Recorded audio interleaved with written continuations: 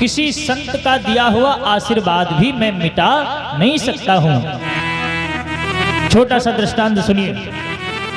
एक बार की बात है कि देव ऋषि नारद बाबा के एक शिष्य थे, ऐसे थे चेलाराम।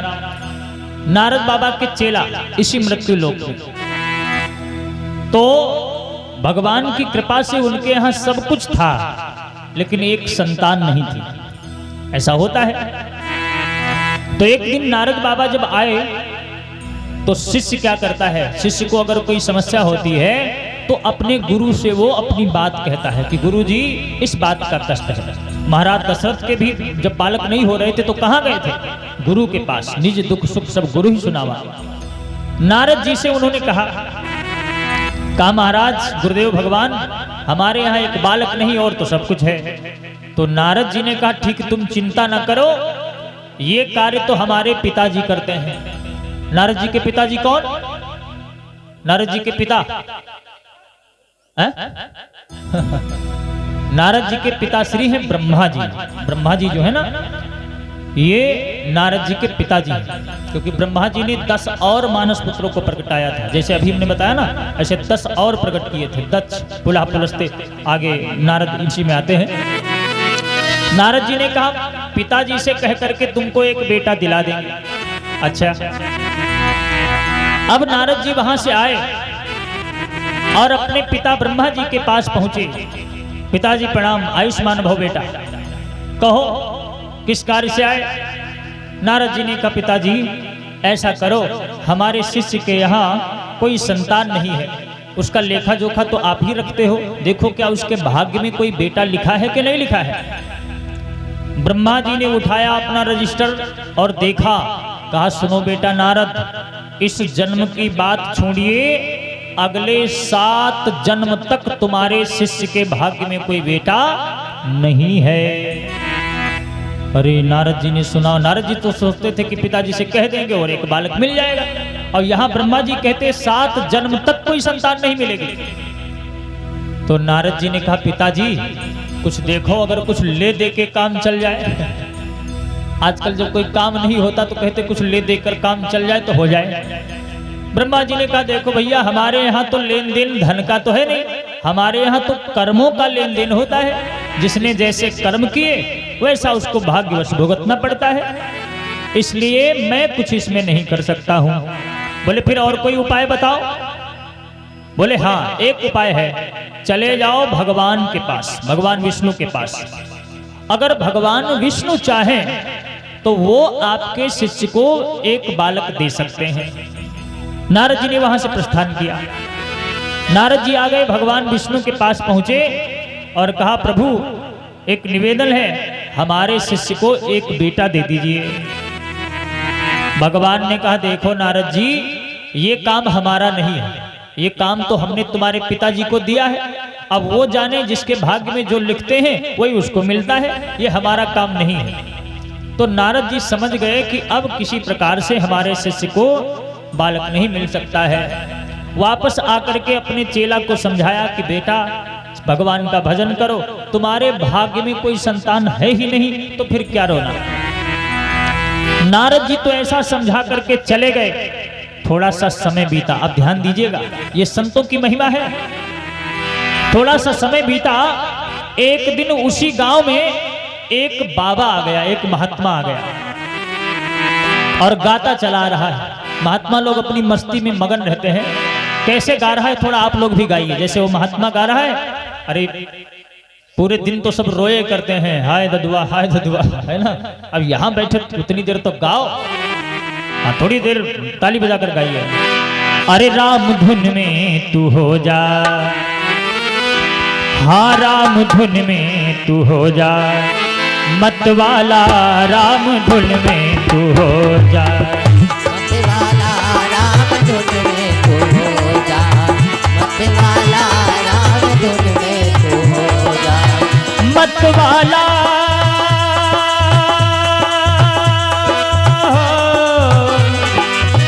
मत वाला मत वाला राम धुन में तू हो जा, मत वाला राम धुन में तू हो जा, मत वाला राम धुन में तू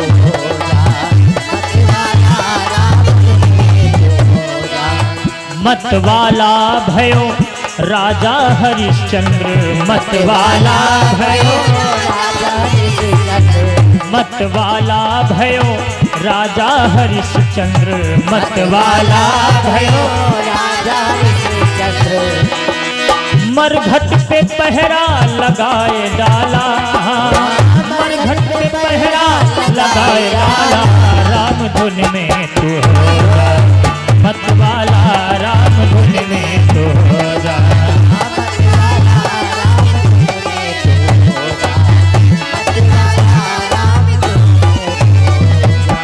राम धुन में तू हो जा मतवाला। मतवाला बाबा आ गया, उसी गांव में पहुंचा जहां पर नारद जी के चेला रहते थे ना, पहुंचा और अलख लगा दिया कि अगर आज मुझे कोई जितनी रोटी खिलाएगा, क्योंकि मैं भूखा हूं, जो मुझे जितनी रोटी खिलाएगा ऊपर वाला उसको उतने बेटे देगा। गांव वाले हंसने लगे, कहा वाह ये आबा बाबा ऐसा दाढ़ी लखाकर चले आते हैं आडंबर बना के। अरे सीधे सीधे नहीं कहता कि भूख लगी है रोटी खिला दो, बच्चों का लालच दे रहा है। कहता है जो जितनी रोटी खिलाएगा उतने में उसको बालक दूंगा, बेटे दूंगा। तो कुछ लोगों ने कहा सुनो सुनो सुनो, अपने गांव में एक भगत जी है ना, वो नारद जी के जो चेला हैं, वो साधु संतों की बड़ी सेवा भी करते हैं। ऐसा करो उनके यहाँ कोई बालक है भी नहीं, ये तो बहुत अच्छी बात है, ये बाबा जी को वहीं पर पहुंचा दो, वहीं पर खूब रोटियां खाएं और चेला को खूब बालक देंगे वहीं पर। सबने मजाक समझ लिया। साधु संतों की महिमा सामने होती हम लोग पहचान नहीं पाते। ए भैया बाबा जी को पकड़ कर लाए, कहा बाबा जी ये बाबा जी आए हैं, नारद जी के चेला से कहा देखो ये बाबा जी आए हैं, ये कहते हैं कि हम जितनी रोटी खाएंगे उतने बालक दे करके जाएंगे। भगत जी ने कहा देखो बाबा जी हैं भूखे, हमें कोई पुत्र मिले या ना मिले, लेकिन हमारे दरवाजे भूखे महात्मा आए हैं, इनको भोजन तो भाई जरूर करवाएंगे। अपनी भक्तिन को आदेश किया, चलो जल्दी से बनाओ भोजन।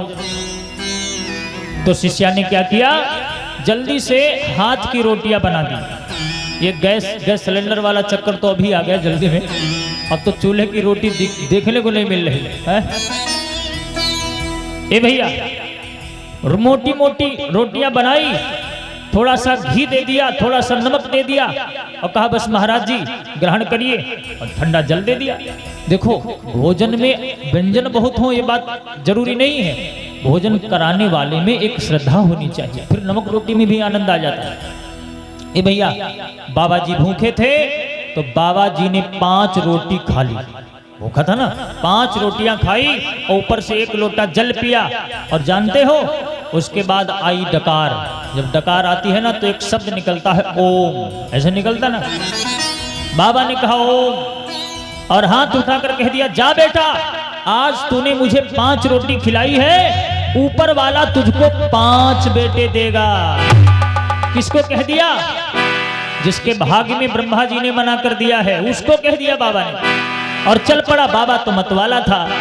राम धुन में तू हो जा मतवाला, राम धुन में तू हो जा मतवाला, राम धुन में तू हो जा, मतवाला, राम धुन में तू हो जा।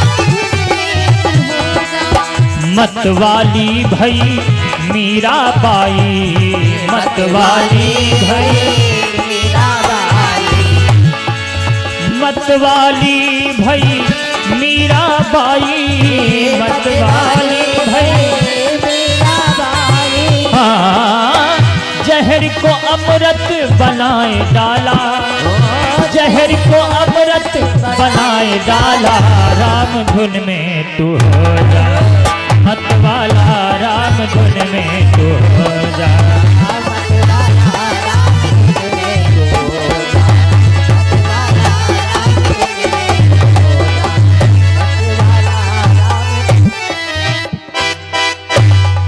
राम धुन में तू हो जा मतवाला। बाबा तो चला गया।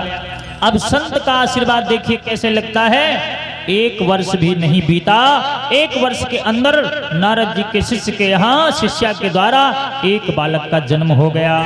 बोल संत भगवान की जय हो। 5 वर्ष के अंदर 5 बालकों का जन्म हो गया।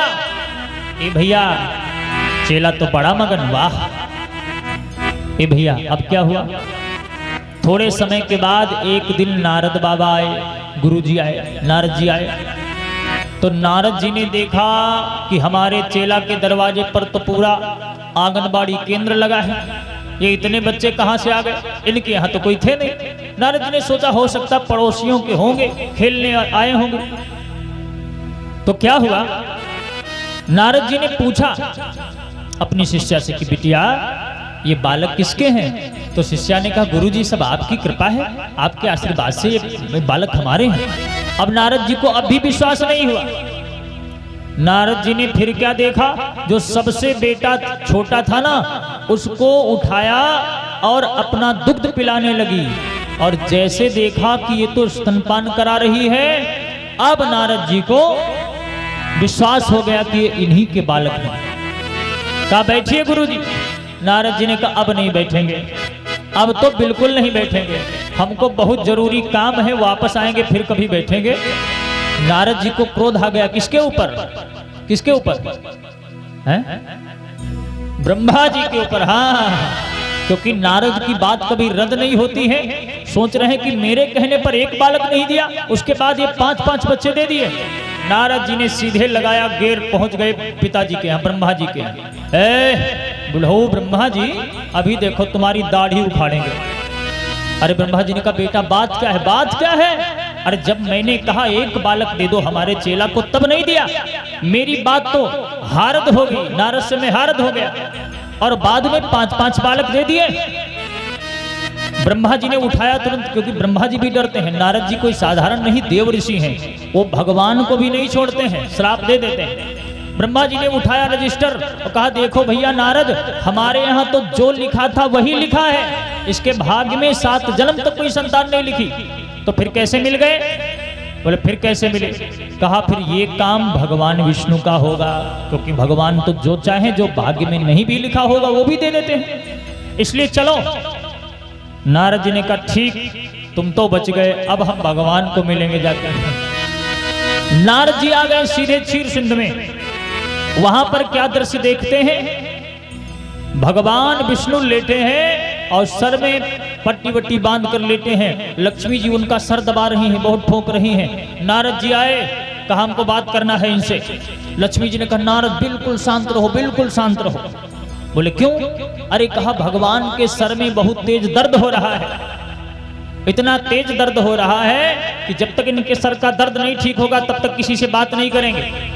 बोले फिर कैसे इनके सर का दर्द ठीक होगा बताओ? कहा देखो एक ही उपाय है, भगवान के सर का दर्द तभी ठीक होगा कि जब कोई भगवान का भक्त अपने शरीर को काटकर एक कटोरा ताजा ताजा खून भगवान को दे देगा, तब भगवान के सर का दर्द ठीक हो जाएगा। नारद जी ने कहा ठीक, लाओ लाओ कटोरा लाओ, चाकू लाओ। नारद जी ने सोचा हमसे बड़ा भगत कौन, हम तो दिन भर नारायण नारायण करते हैं, इसलिए हम ही दे देंगे। लक्ष्मी जी ने उठाया, इतना बड़ा कटोरा दिया और एक इतना बड़ा चाकू दिया। तो पहले तो नारद जी का विचार था कि हम ही दे देंगे अपने शरीर से खून, लेकिन जब वो कटोरा चाकू देखा तो नारद जी घबरा गए। नारद जी ने कहा ठीक रुको, अभी लेकर के आ रहे हैं। तमाम भक्त लोग हैं भगवान के, दुनिया में सब चंदन बंदन लगाए घूम रहे हैं। अच्छा, नारद जी आ गए मृत्यु लोक में, भगवान के भक्तों को देखने लगे।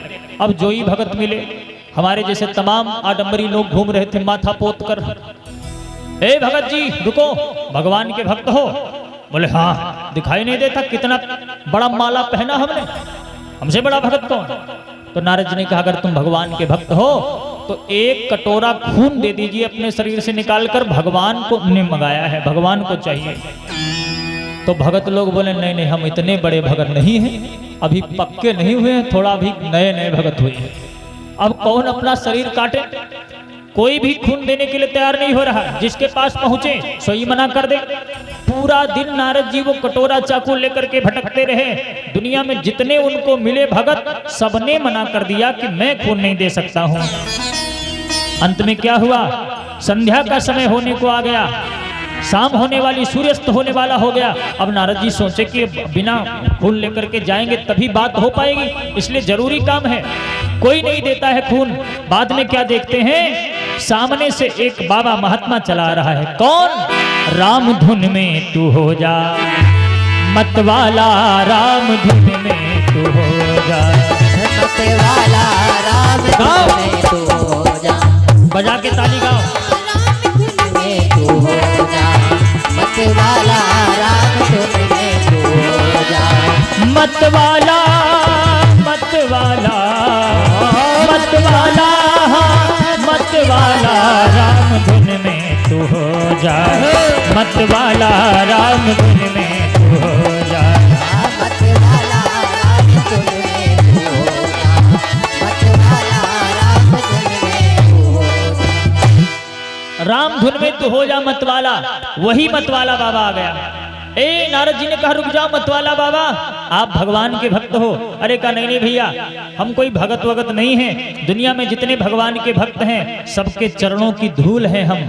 बताइए महाराज मैं आपकी क्या सेवा कर सकता हूँ। कहा सुनो, भगवान के सर में बहुत तेज दर्द हो रहा है, आप अपने शरीर को काट कर 1 कटोरा खून हमें दे दीजिए। नारद जी को कहने में तो देर लगी, लेकिन मतवाला बाबा ने दौड़कर चाकू छीन लिया। तो नारद जी को लगा ऐसा तो नहीं, आधा पागल तो दिखते हैं, ऐसा ना हो हमारे चाकू मारे हो, हमारे खून निकाल ले। तो नारद जी घबरा गए, लेकिन उसने अपनी जंघा पर चाकू मार दिया और 1 कटोरा खून भर करके दे दिया नारद जी को। अरे कहा ले जाओ, ये शरीर किस काम का है, भगवान का दिया ही तो शरीर है ये, और मेरे भगवान के सर में दर्द हो रहा है। 1 कटोरा खून की बात क्या है, अगर मेरे पूरे शरीर का खून भगवान को चाहिए तो निश्चित चले आना, निसंकोच ले जाना। नारद जी बड़े खुश हो गए। नारद जी ने सोचा इसका मतलब काम बन गया, ये थोड़ा कम बुद्धि का दिखता है। भगत लोग जो होते हैं लोग उनको पागल ही समझते हैं। नारद जी आ गए, रात्रि में पहुंचे, संध्या हो गई। भगवान तो बिल्कुल ठीक बैठे, कोई सर का दर्द नहीं। कहा ये बताओ नारद, सुबह गए थे अब आए हो? नारद जी ने कहा अच्छा अब यह बताइए हो महाराज। अरे यो कहो लयन आयन है, कत्ती मुश्किल से मिला है। बोले तुमको कोई 1 कटोरा खून नहीं दे रहा था हमारे नाम पर? नारद जी ने कहा महाराज, दुनिया में जिससे हम कहते थे जो ही भगत मिलता था, जिससे कहते थे वो कोई खून देने को तैयार नहीं हुआ। बोले फिर कहां से लाए? कहा एक पागल मिल गया था, राम धुन में मतवाला था, उससे कहा, वो थोड़ा पागल था इसलिए उसने शरीर काट कर खून दे दिया। भगवान ने कहा उसने कुछ और कहा था? अरे कहा हाँ महाराज, उसने ये भी कहा था कि पूरे शरीर का खून अगर भगवान को चाहिए तो वो भी मैं दे दूंगा, ये कहा था। अब भगवान ने नारद जी से कहा सुनो नारद, ये बताओ क्या तुम हमारे भगत नहीं थे? तुम भी तो हमारे भगत हो, तो तुमने अपना शरीर क्यों नहीं काटा? नारद जी ने कहा महाराज हम चाह तो रहे थे काट दें, लेकिन महाराज घबरा गए थे, चाकू देखकर भय आ गया था, इसलिए महाराज मैं आपको नहीं दे पाया खून।